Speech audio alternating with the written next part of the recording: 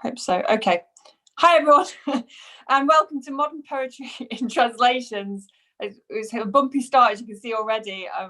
We'll see what's going to happen tonight, but it's our first recorded poetic séance, although with Ted Hughes being one of our original founders, I can't completely verify there's never been a poetic séance before. I'm Clare Pollard, the editor, and we're launching our autumn issue tonight, Origins of the Fire Emoji, Focus on Dead Women Poets. Thank you for joining us through the ether, the veil of YouTube. This issue is a first for us in many ways. We receive regular funding from the Arts Council, many thanks to them. They've been very supportive during this year. But we also need to fundraise on every issue. And this is the first time we've tried to fundraise by reaching out to our supporters through Indiegogo. Thank you to every single person who was so supportive and generous. We were really overwhelmed by the kindness shown by the poetry and translation community. And a special thanks to Harriet Truscott, who very generously sponsored this digital séance. It's also the first time we've had guest editors for the focus, and collaborating with Jasmine and Helen from the Dead Women Poets Society, who you will meet in a moment, has been an utter pleasure. They're so full of ideas and talent and generosity. Thank you both. And also drinking the blood of young guest editors keeps me youthful. So there's all your usual, you can see the cover behind me by the wonderful, there it is, the wonderful Lily Arnold. It's full of all the usual wonderful poems and prose from around the world. Highlights include a moving Lorca translation by James Byrne in memory of his brother, Juana Adcock reviewing anthologies of Spanish women poets and Caribbean women poets. But tonight we're concentrating on our bumper focus, which I really hope will draw attention to how historically under-translated women poets are. And I can confirm when you read this focus, as I did for the first time, your blood is absolutely going to boil. You just won't believe that you haven't heard of all these talented women. It's absolutely full of bangers. You can still be a part of it. You can still pre-order. It's not physically out. It's coming. I'm going to get copies from the printers, I think, next Friday. It's going to be mailed out mid-November. So there's still time to pre-order a copy or subscribe. It's £23 for a year's subscription, which is 3 issues. It's a beautiful, high-quality magazine. This is a special, extra long bonus issue. I think people are, when it's sold out, it's sold out. I think it is going to sell out this issue. So do make sure you get a copy. I think it's going to be an issue that people are going to remember and talk about for a long time. But for now, it's my absolute honour to hand you over to our hosts for the night and summon the Dead Women's Poetry Society. Is anybody out there? Hello. I'll start this séance as we start all of our séances. We Shall Not Escape Hell by Marina Tsvetaeva, translation by Elaine Feinstein. We shall not escape hell, my passionate sisters. We shall drink black resins, we who sang our praises to the Lord with every one of our sinews, even the finest. We did not lean over cradles or spinning wheels at night, and now we are carried off by an unsteady boat under the skirts of a sleeveless cloak. We dressed every morning in fine Chinese silk, and we would sing our paradisal songs at the fire of the robbers' camp. Slovenly needlewomen, all our sewing came apart, dancers, players upon pipes.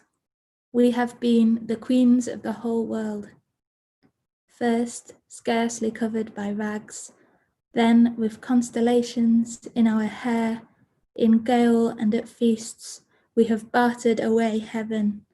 In starry nights, in the apple orchards of paradise, gentle girls, my beloved sisters, we shall certainly find ourselves in hell.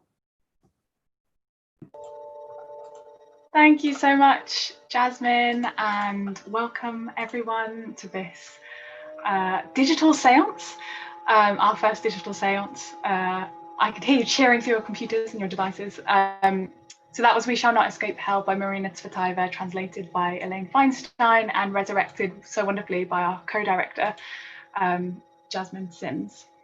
I am so excited to be launching today the Origins of the Fire Emoji, the autumn 2020 issue of Modern Poetry in Translation, whose focus on dead woman poets we've spent the last few months guest editing. I should say a word about what Dead Women Poets Society is, first of all. So since 2015, we have been raising dead women poets in events that we call seances. We ask contemporary poets to choose a dead woman poet that interests them and read their poems aloud, share their life with us and respond to their work, tracing the lineage between non-male writers of the past and the present. As Marina Tsvetaeva says, we have been the queens of the whole world, but those queens are far too often forgotten on syllabuses, in best book lists, and even by ourselves. So we're here to remember and to raise those queens from hell, back from the dead. And editing a magazine about translation is perfect because in their work, translators are having conversations with poets throughout time and space. It all started with a wild idea. So Susanna Evans, a poet on our Arts Council funded tour, chose to resurrect Nadia Angerman at our Sheffield event in January. And we wondered whether MPT might be interested in publishing a version of her talk. But instead, Claire suggested that we go much further and actually guest edit the focus of an issue, it's just been a really amazing opportunity to directly help address the gender imbalance in translation. And with the rest of our Arts Council tour postponed because of the pandemic, we had a lot more time and energy to commit to this exciting new project. So we set up an Indiegogo page, and we knew it was going to be hard to ask people for money now, but as Claire's already said, like, the generosity was mind-blowing. And yeah, we want to say again a huge thank you to everyone who donated and everyone who supported us. And everyone who submitted. So we actually went over MPT's monthly submittable limit. Sorry, guys. The response was, really amazing. And it was so hard to choose which poems we had space to publish. But Jazz and I were talking earlier about like the highlights of this whole venture, and just reading those poems for the first time as they came into the inbox was amazing because you just didn't know what you were going to be reading. We are really proud of this issue. It spans continents, it spans millennia, it is as fiery as the title suggests. We know that women poets are often associated with tragedy, and we wanted this issue to represent a diversity of women's experiences. So later today, we'll be listening to Guerful watches her friend take a shit, but elsewhere in the magazine, you'll read 100 Tales of Short Cruelty. It's got the whole spectrum of human emotion in it. And we're so happy that the issue ends with Ankita Saxena's translation of Famida Riaz's poem, A Woman Laughing, which we felt was so perfect. We also want to thank the writers that we commissioned in this issue, Susanna Evans, so her talk did make it in the end, Shash Trevitt and Belinda Jawi. And if you didn't make it into this issue, we want you to obviously keep reading, keep translating women poets, and keep submitting to MPT, because it's not only this issue that we should be publishing more women poets in. A final shout out to Lily Arnold, who is the third co-director of Dead Women Poets Society and our artist. She is the genius behind the stunning cover art, as well as our logo and pretty much everything that makes Dead Women Poets Society look cool. But yes, on to tonight. Our guest translators and your necromancers for this evening are Jessica Wood, Natalie Lynn Bolderston, and Zoë Brigley. So Jess's translation of ancient Sumerian priestess Enheduanna is called Origins of the Fire Emoji, and it began in a workshop that Claire ran for the writing squad as part of this partnership, which is a really lovely thing. And because we've ordered the focus chronologically by death date, Jess's is the first poem in the whole issue, and she's going to kick off the proceedings. She'll then be followed by Natalie, who translated one of Vietnam's greatest classical poets, Ho Shong Hung. And then we'll be listening to Zoë Brigley, who will be sharing her spicy content warning, some spices coming, spicy translations of medieval Welsh poet Gwerfyl Mechain. We'll then end with a short quick Q&A, so keep your questions in mind throughout the talk. I think you can put them in the comments of this YouTube video and we'll gather them up, or you can save them to the end. So I'm now going to hand back over to Jazz to introduce our first necromancer. So to kick us off, it is my absolute privilege to introduce Jessica Wood, member of Hive Young Writers and the Writing Squad, and the author of 2019 pamphlet Temper. She is from Yorkshire, but is joining us from Lisbon, where she now lives, and will be resurrecting the ancient Sumerian high priestess Enwedana. No. Yeah, I said this so well before. Enwedana, the first poet in history whose name we know. And when I asked Jess how to pronounce that name, she said, any way you want, because nobody knows. But I think I still managed to get it wrong. Enwedana. So Jess Wood is a poet from Yorkshire, based in Lisbon. Been involved in writing organisations since 2011 when she joined Sheffield Young Writers. This is Jess. Hello, thank you so much for having me and for including me in this issue. And hello to everyone watching from home.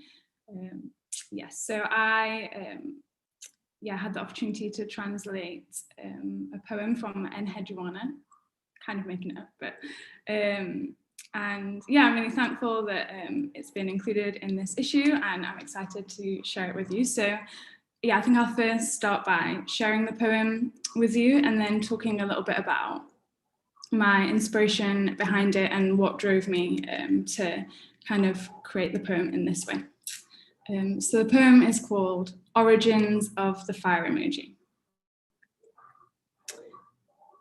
Beyonce, queen of all powers, Rihanna, goddess of success, Lauren singing fire words of love, Cardi and Meghan shining, resplendent with WAP.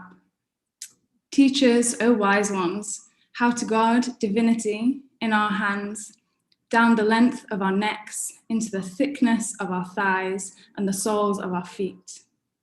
Teachers how to entrance with exposed skin, an eye glimpsing a bare leg, a low cut revealing the dip and curve of breast, an arm stretched above the head to show a soft spread of bare chest. Teachers to laugh after wild cows in the field, to admire the sun as she shines up a building we've seen 100 times, to fill the dancing places of our city, now overlain as streets of praise to the enslaved. Teachers how to sing a bird song note of freedom. Teachers to speak affectionately of each other into the dead of night, singing hashtag praise songs of slay, yes, sister, a whole queen. Who could take anything from us when we stride through streets with our hands held together? Thank you so much for listening. So that is the my translation of a poem by Enwedana, who lived in, I believe, the 23rd century BC. And from all of the records that we have of her in her life, she is the first recorded poet, and I think writer, just in general, in all of human history that we have so far researched and discovered. And what I found really interesting about this poem is kind of reflecting for me on what the modern day equivalents would be for us. So Enwedana's poem was written as a praise song to a priestess, the goddess of love, war, sex, political power, called Inanna. And it was a praise poem that she wrote to draw strength from this woman, to encourage her during her exile, and to use as a guiding point to live her life by. So what I thought was really interesting for me in terms of trying to translate this poem was, rather than trying to stick with the specific time in which Enheduanna lived and wrote it, to instead transport it into the modern day, and to think about the kind of icons and figures that we use as images of power, strength, sexuality, identity, and unity as women, trying to think of the ways in which we do that, who are the figures that we often turn to in society. And also, I was really interested in like, what are the ways that we actually encourage one another?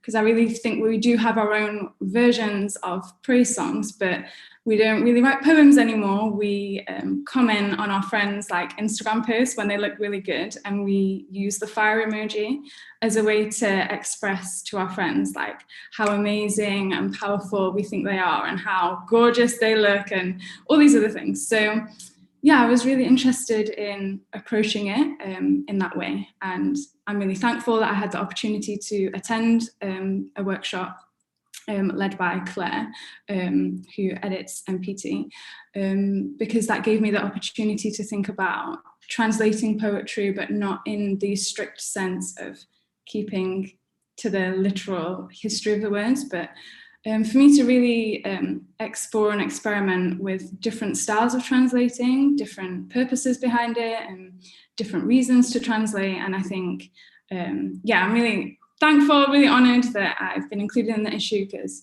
this is, I think as a poet who's still finding my feet in many ways, I think I can very easily talk myself out of submitting or taking opportunities. So this has been a real affirmation for me personally. Thank you to my friend who really encouraged me to submit. And also it's just been really exciting to explore new forms of poetry and to, yeah, consider myself in a way as a translator of poetry, which if you'd have asked me like 3 months ago would have felt like a ridiculous thing to say. So yeah, it's been a really good opportunity to explore and experiment, and yeah, I'm really excited to get my hands on the issue and to hear from everyone else tonight from their poems and what they've got to share. Thanks so much, Jess. Yeah, I really love what you said about being able to call yourself a translator, and it's kind of the same as being able to call yourself a poet, right? Sometimes it's difficult to do, but yeah, thank you. We're so glad to have you in the issue, and we're so glad to be able to have you at this launch and talk about all your fiery the fiery love that we have for one another.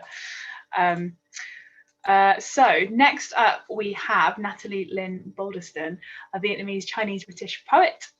She has won a plethora of awards, most recently an Eric Gregory Award and third prize in the National Poetry Competition.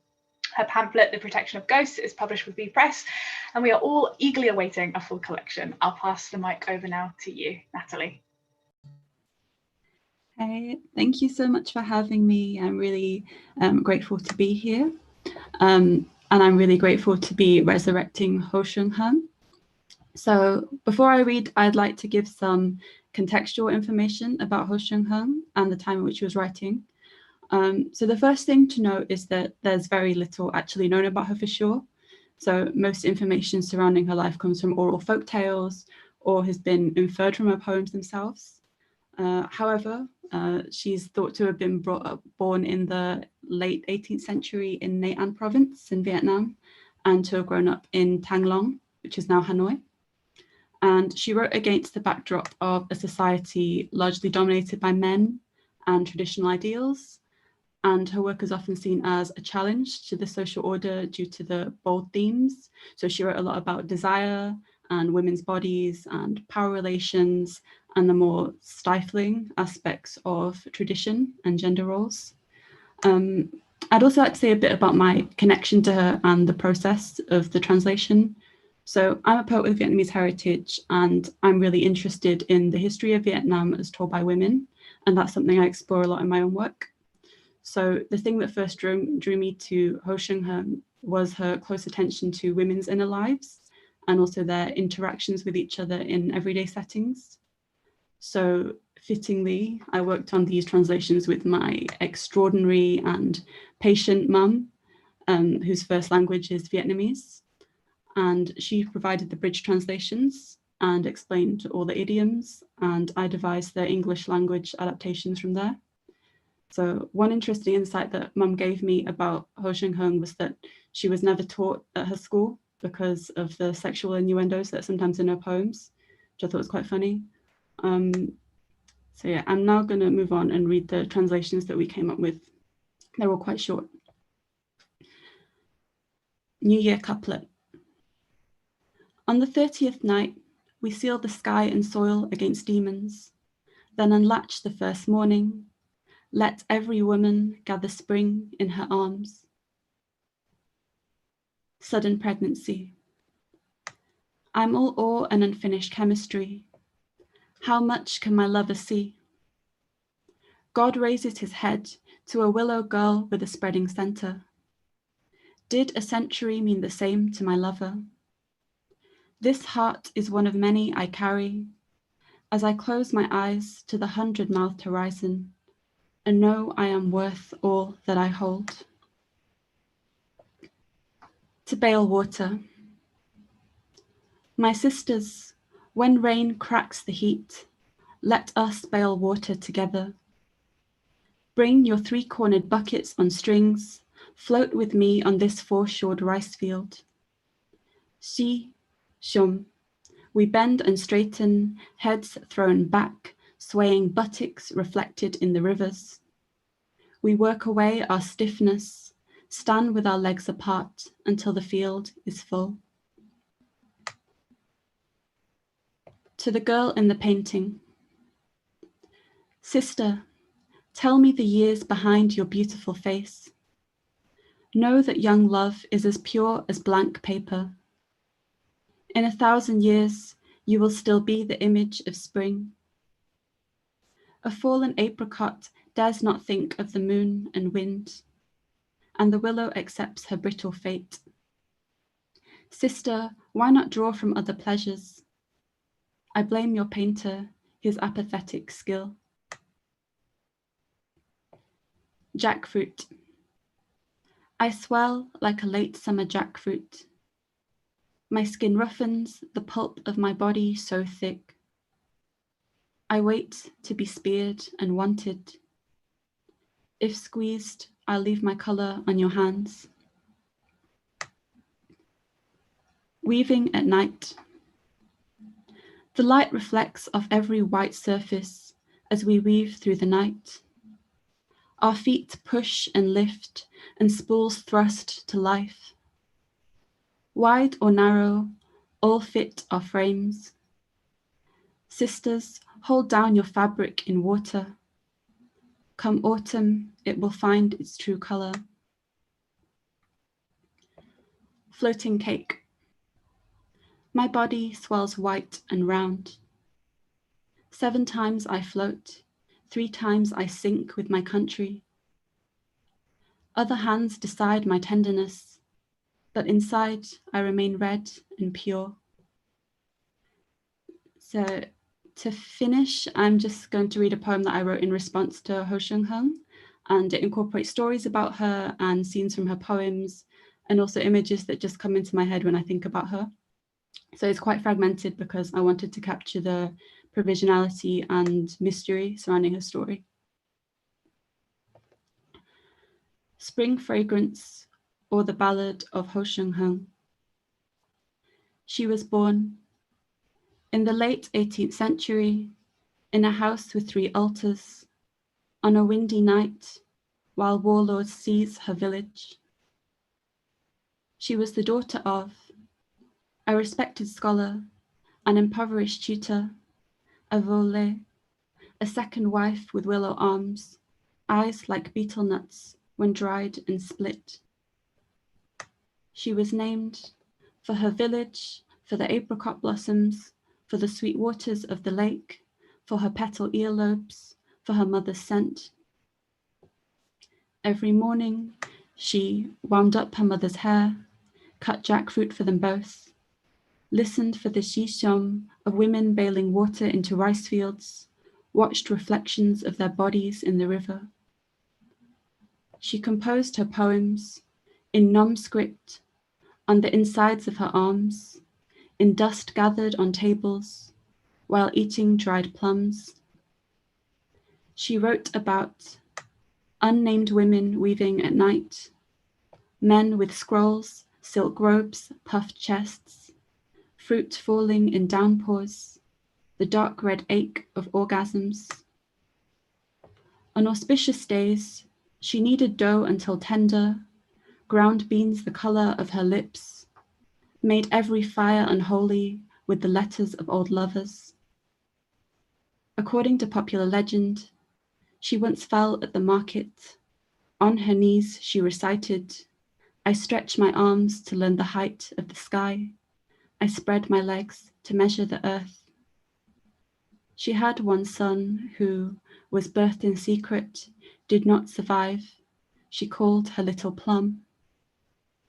She died in the early 19th century, within a few years of her mother, while facing the West Lake, with one arm extended through the window, heat still uncurling in her chest. Okay. Thank you. Oh, sorry. Thank you so much for having me. Thank you, Natalie. That was wonderful. When we got your submissions, when we got Natalie's submissions, I just remember opening them and it was one of those submissions where within a second of reading it, we knew we had to have them. Not just because, I mean, they are so beautifully done. So you can see all of that process that's gone into them has really led to this incredibly finished and beautiful. That metaphor of the pregnancy and being full of unfinished chemistry just stayed with me for weeks. Honestly, after reading it, it kept coming up to me. And not only that, but I think the kind of connection that you have to the poet. So that was a big thing for us when we founded Dead Woman Poets. We really wanted it to be not just about uncovering the female canon, although that is kind of one of our more straightforward agendas, but also about kind of interrogating that process of how we come to the Dead Woman Poets and what they mean to us now. And I guess that whole act of resurrection itself is as much about the process. And I think you just talked us through your process so beautifully there. So thank you. So on to our next and final medium for the evening. Zoë Brigley will be communing with the medieval Welsh poet Gwerfyl Merchain. Zoë is the author of 3 collections of poetry from Blood Axe Books, The Secret, Conquest, and Hand and Skull, all 3 of which are Poetry Book Society recommendations. She's just about to put out a chapbook with Broken Sleep Books with more translations of Gwerfyl's work. So if you enjoy these, you can go and get the whole book of them. And has another pamphlet forthcoming from Verve Poetry Press. So this is Zoë. Thank you so much.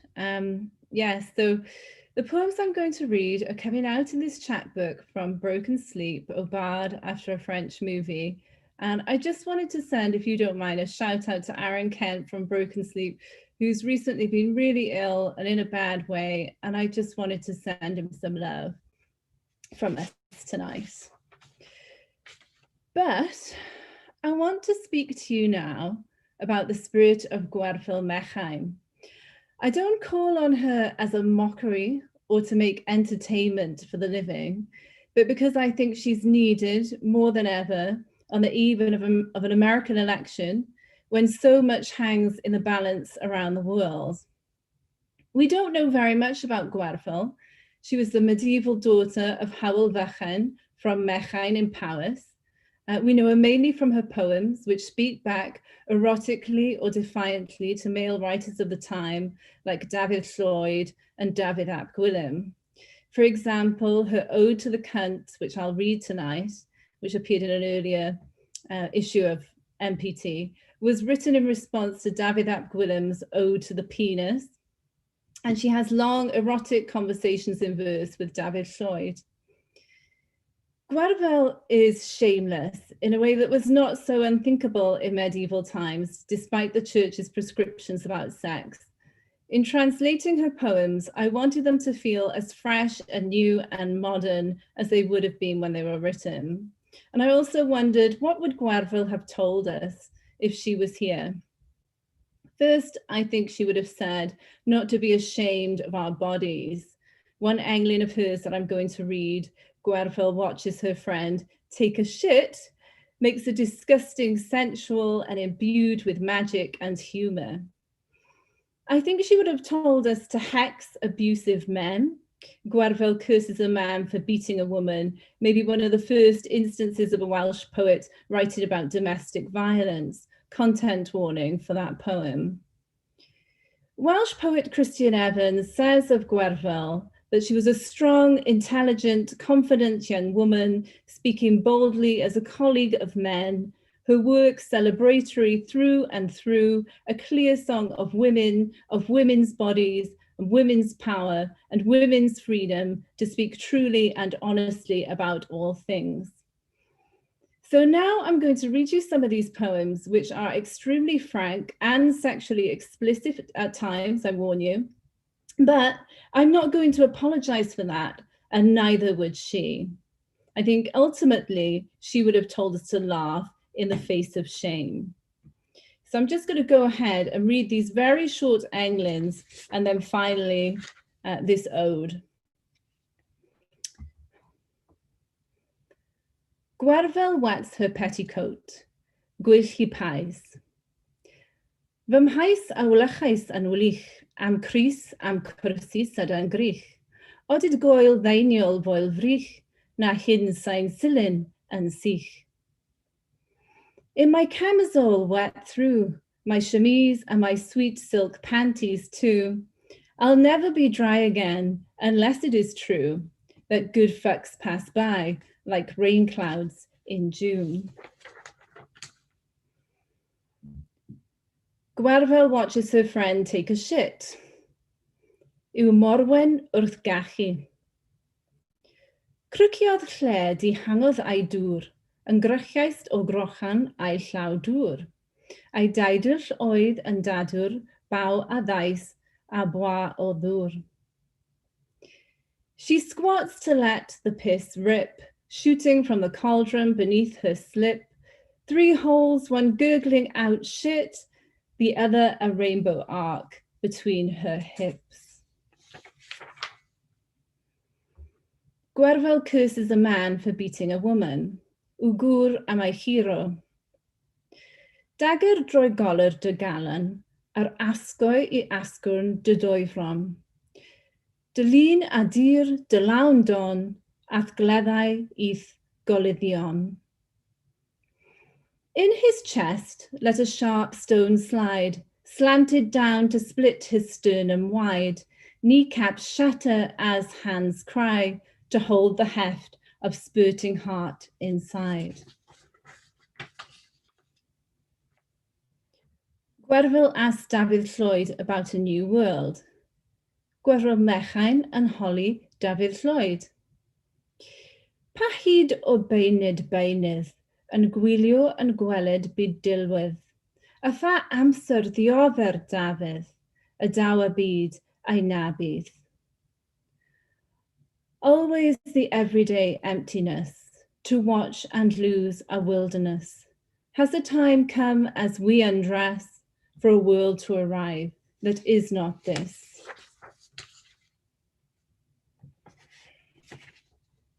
Gwerfyl tells David Lloyd about the end of the world. Gwerfyl mechain yn gofyn I David Lloyd. Cyn y del ryfel daw ryfeddod, ar y môr mawr w gwrthia'r drindod, a'r prif ar nawn profi'r nod, gwai ynys y gwyddanod. Before the wars, we'll look to the stars. More miracles happen on oceans than at altars. And though presidents do give orders, witches strip and dance on the shore. And last of all, I'm going to finish with Ode to the Cunt. Every dumb as fuck wasted poet, all of the mansplainers, they'll spare me and my sisters if they know what's good for them. Everyone writes empty tweets for the girls on Wine Street, long threads, that they take the best for granted, FFS. They praise a girl's hair, stitch her dress with love, her body and all around. They praise the brows over her eyes or the lovely shape of her, how smooth her breasts are, how arms in bright sleeves are beautiful, not to mention her hands. Still, a poet is spelling his song to the night, thanking fuck for creating this woman. No praise, though, for between the legs, the space inside where sperm meets egg, or the warm cunt, a circle broken, incandescent, when I loved, hot as fuck, the cunt under my skirt. Fierce cunt, deeper cave, strong and exact as a walled garden, red as kite feathers. Beautiful cunt, opening like a valley, mouth of two broad lips to suck a spoon, a finger, or whatever length she so desires.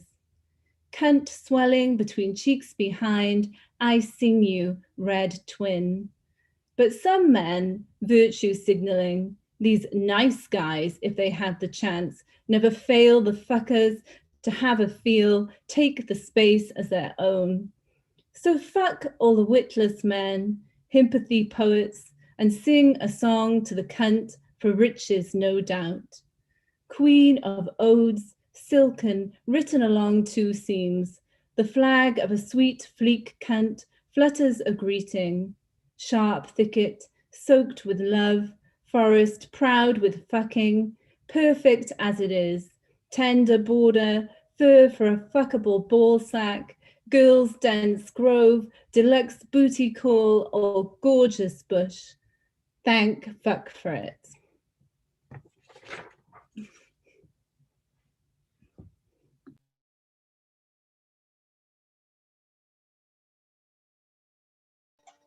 That was amazing. I was just messaging Jazz like this whole issue has been worth just getting to read those poems. Thank you so much, Zoe. And thank you, Natalie, and thank you, Jess. Yeah, even if we hadn't got an issue of a whole guest focus full of poems, it would have been worth just this launch. It's been so lovely. We're now going to do a Q&A, and I think, Jazz, you're going to chair that. So yeah, do send us your questions. I think Ed is somehow going to gather them up from the YouTube comments and send us them through onto our Zoom. Jazz, do you want to start with the question that we've been emailed in? Yes, I'm here. Give us your questions. So we were sent a question like 2 weeks in advance, which is great. Had loads of time to think about it. From Yvette Seagate, who asked, it's a very nice poetic question. I would be curious to hear your thoughts on the role of haunting in translation praxis. Who is the better ghost, the dead writer or the translator? Helen, do you want to start? Oh, okay, just throwing me in it, are we?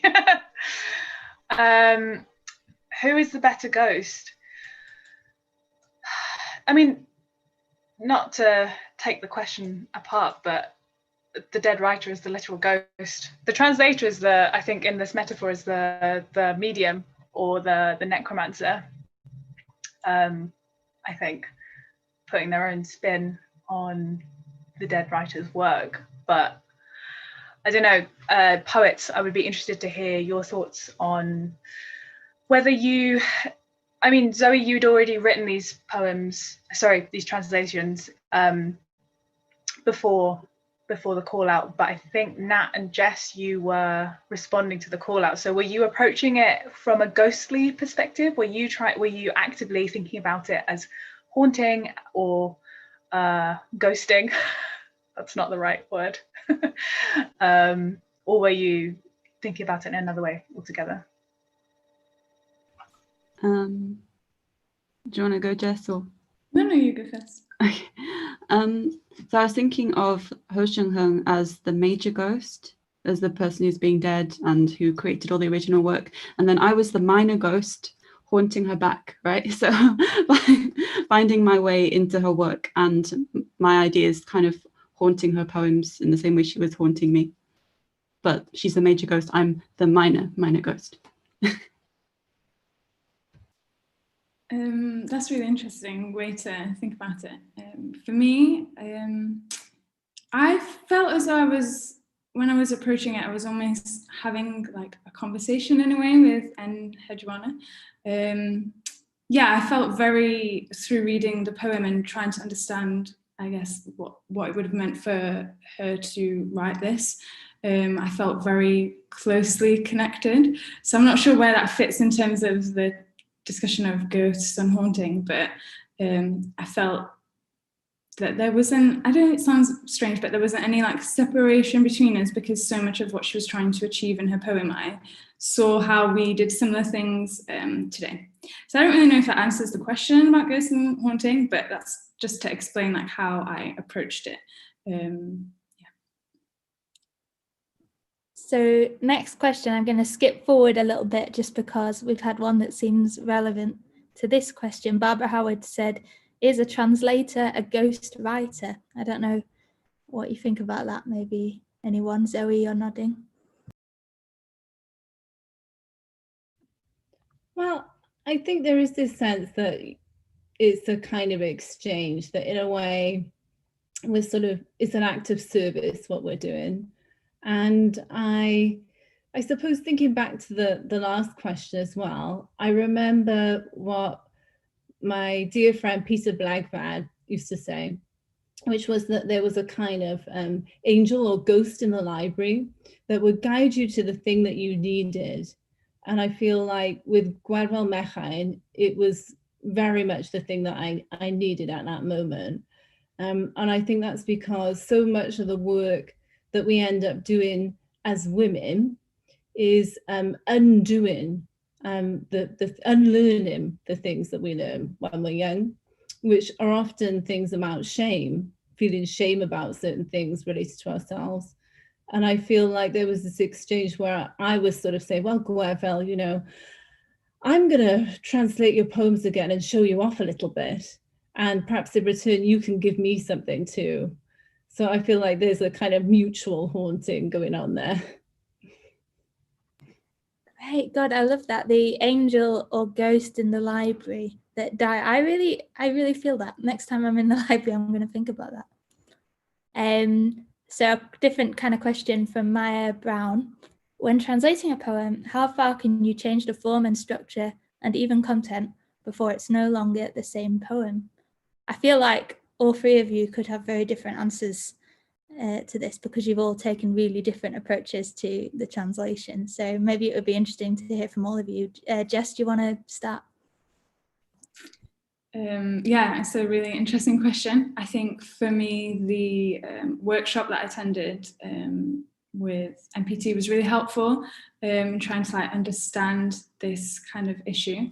And in a really practical sense, I guess that any translation is ultimately changing it, and it's no longer the same poem, because to translate from one language into another, there's some loss that has to happen, but also there's something that could be gained through translating and seeing the same poem, the same ideas in a different context and in a different language. So in a practical sense, I guess all translations mean that the poem is no longer the same poem. But I think within that, there's still room to either, like you can approach it in different ways. So how I approached the translation was to just take the themes, the ideas, the context, and to map it onto the present day. And I guess there are other examples where you might actually prefer to stick to the rhythm, the rhyming structure, and the meaning, and translate it into a different language. So I hope that makes sense.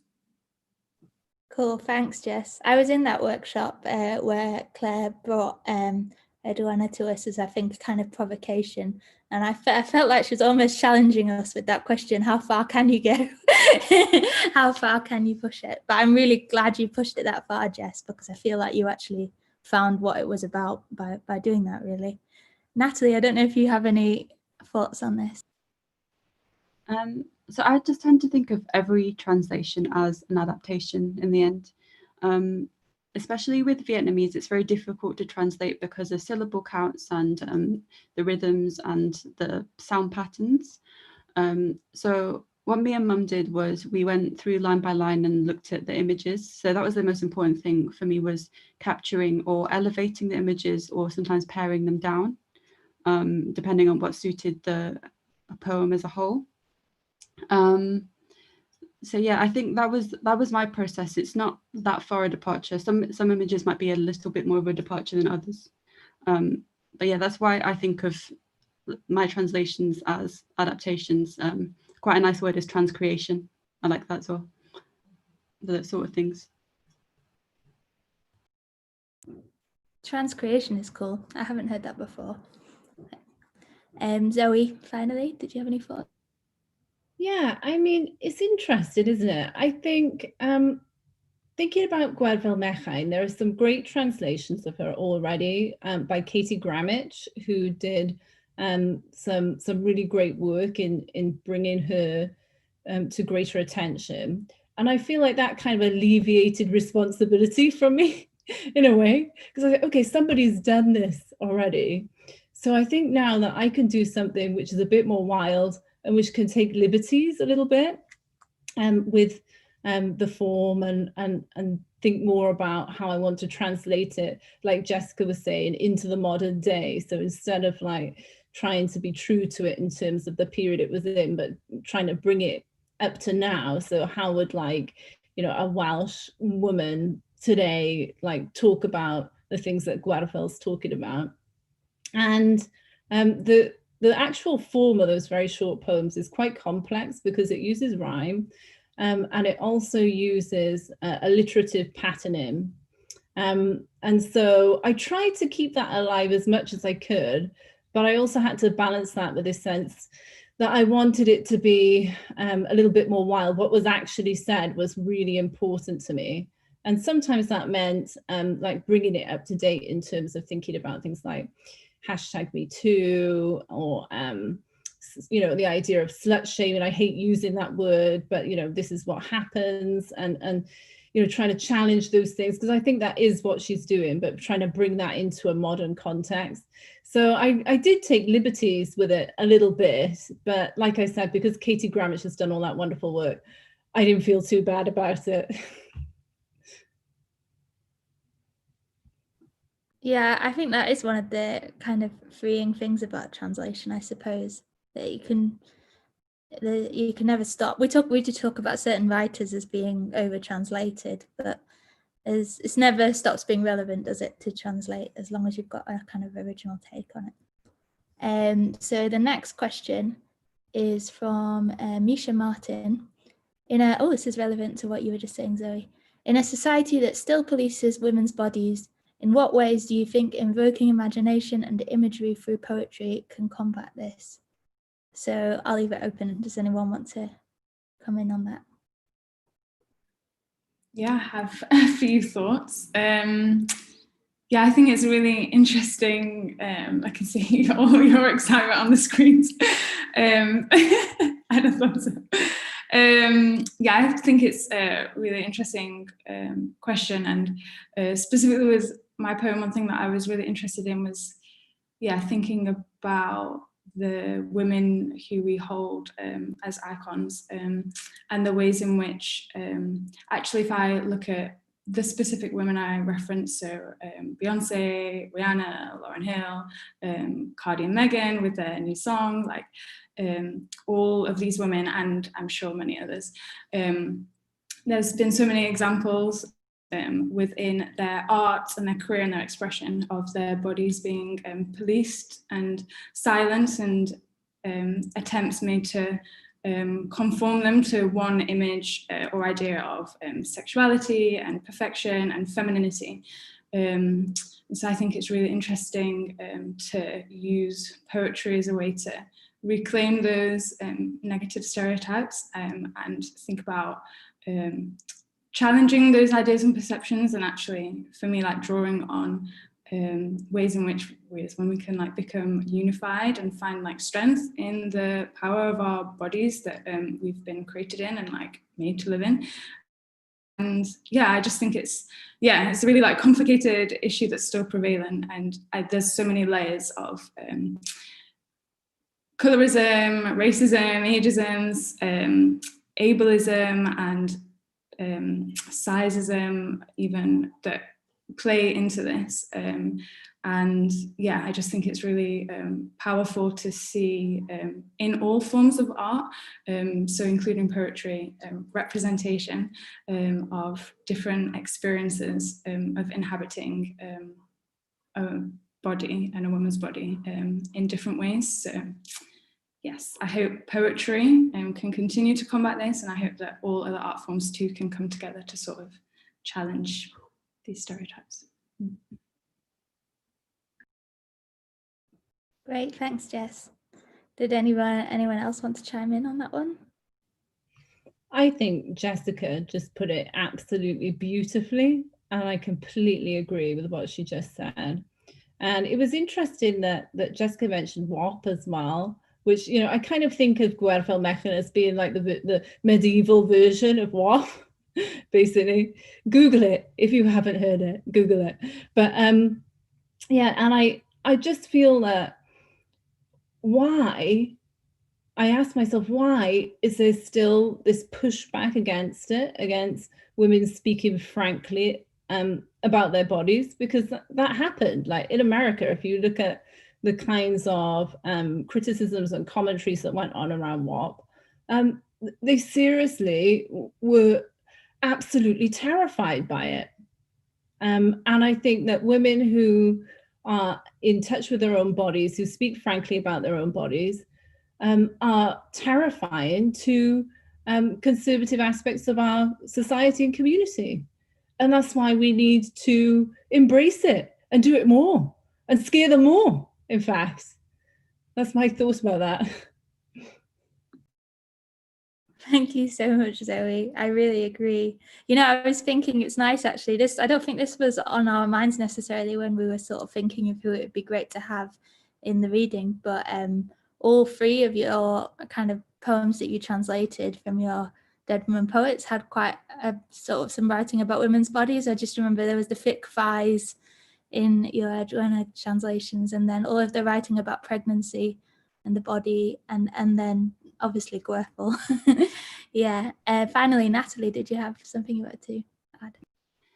Yeah, so part of the reason why I wanted to translate Ho Shung-hun is because she's so, I guess, unapologetic about her desires, especially against the backdrop she was writing. It was very male-dominated. Women speaking frankly about their sexuality wasn't so much a thing. But I really like the kind of way she does it, of how honest it is. I love the kind of fruit imagery that surrounds a lot of what she writes about. And I also love the creation of women's spaces within her poems. So there's these great worlds created just through just chores or domestic spheres and just everyday activity and descriptions of women's physicality. So yeah, that's why I wanted to bring her back, or yeah, bring her to further attention. Thank you. And we've had one final question this is from Harriet Truscott, and it's for Zoe. I feel like you've kind of already answered this, Zoe, but I will read it out, and if you have anything to add, you can do. It says, could Zoe tell us more about the original form of the poems of Gwerfel Mechan? They seem to be rhyming, but also really driven by alliteration, and how she worked with that in her translations.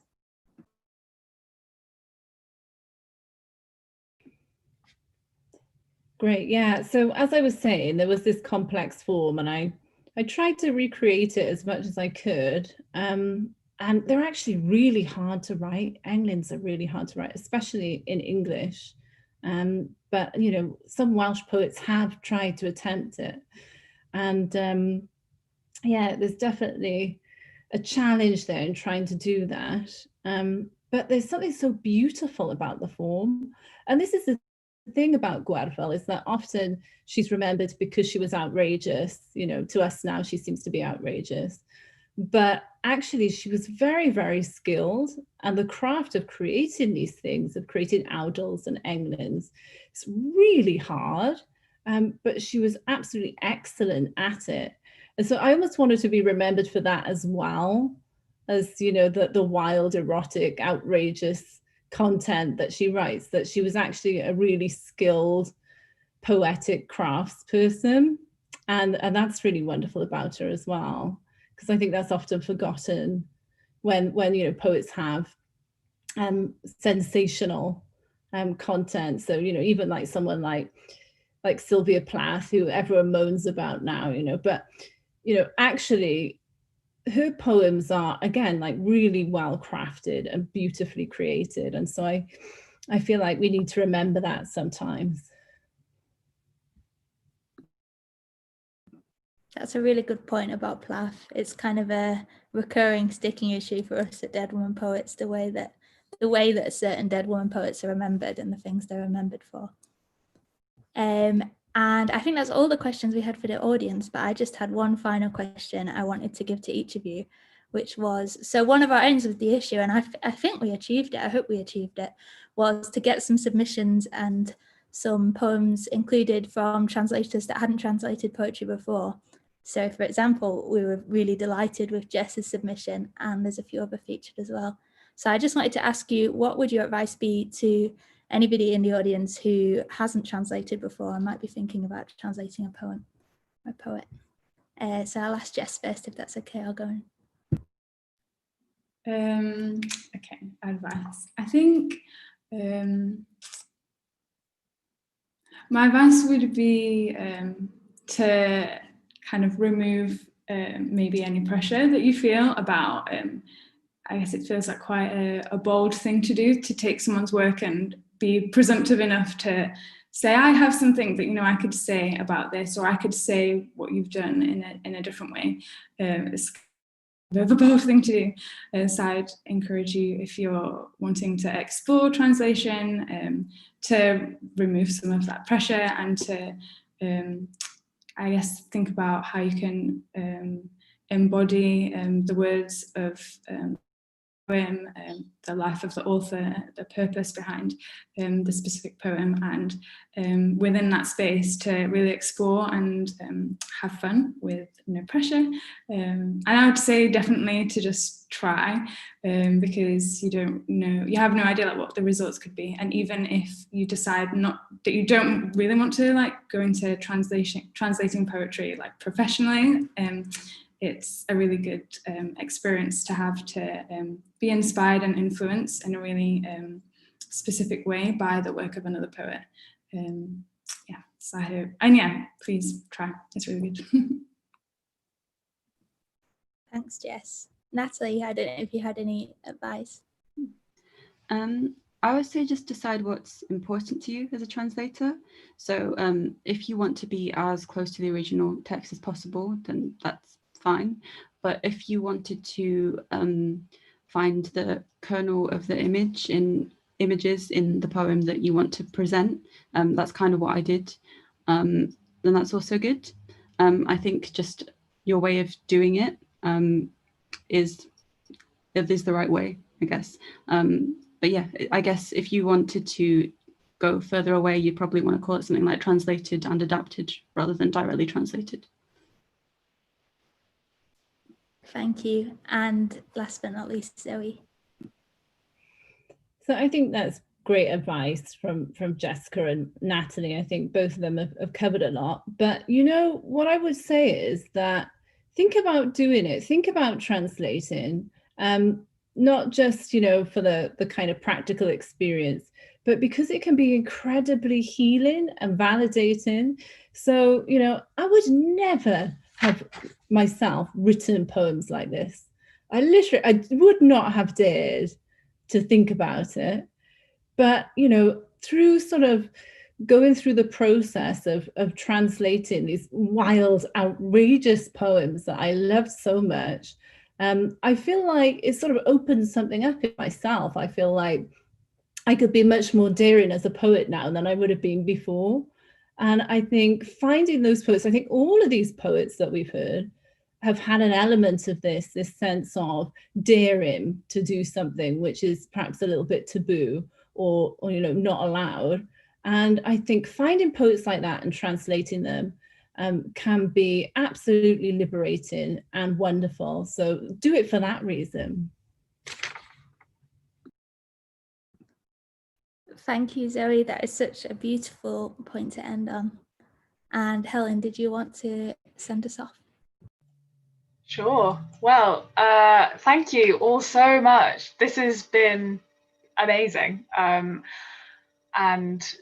yeah, we are really excited to share this issue with you. As like you can all see, it's going to be a good one. Yeah, and I'm thinking like so many of the other poems in the issues have come to mind when you three have been speaking. There's another series of poems by this ancient Roman poet, translated by Julia Anastasia Pelosi Thorpe, and she's just so blasé and irreverent, and it's exactly the same kind of thing. And I get the feeling as well. I really love what you just said, Zoe, about like translating, giving you a new voice, a new avenue to explore yourself. I feel like that is true for a lot of the poets and the translators that we've featured, I hope.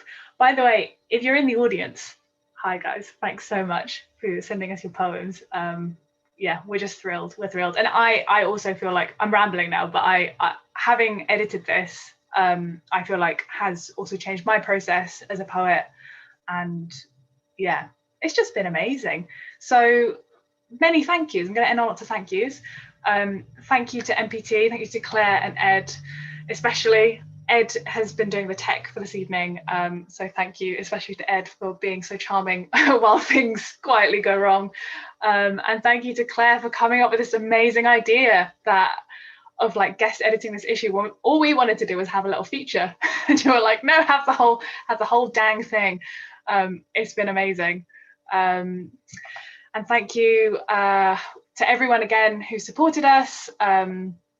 Thank you to everyone in the audience for coming and listening and taking part in tonight's resurrection. And of course, thank you to our poets, Jessica Wood, Natalie, Lynn, Bolderston, and Zoë Brigley.